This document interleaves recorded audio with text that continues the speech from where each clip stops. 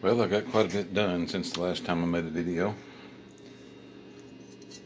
This was the pulley or the sheaves off of the Sears and Roebuck machine, the radial arm drill press. I got it off without tearing it up too bad. And I made a brass bushing for the back of it. Pushed it in, and about the time I got it in place, I realized I'd cracked this piece here, the edge of this sheave. So I had pushed the brass back out, went back and built the metal one, pushed all the way through, made it extra long. And this piece here now is a steel washer. I welded it into the steel piece. It's a 3/4 inch bore. I forgot to mention that. But I pushed it through extra long, made a 3/4 inch bushing in it. I hadn't drilled it yet. Welded that washer to it, and I left some length on it because the other pulley on the Sears and Roebuck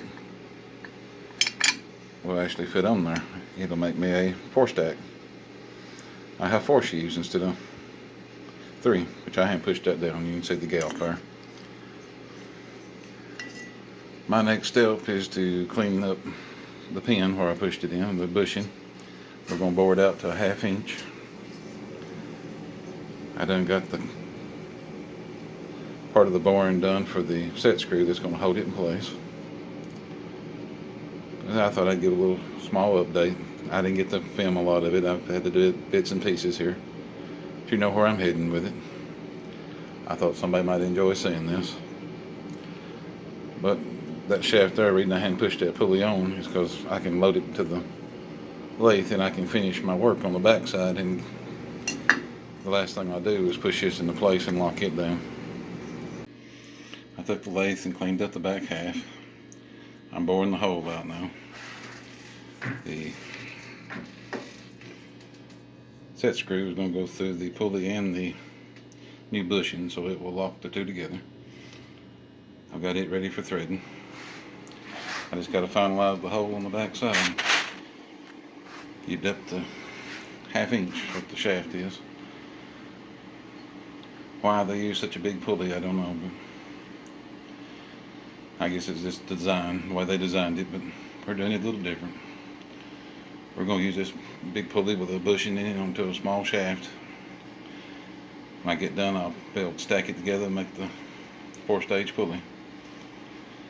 Thought I'd update you what's going on. We're going to run a 1/2 inch bit in there and finalize this bore on this. And I'll tap the hole out and put it together.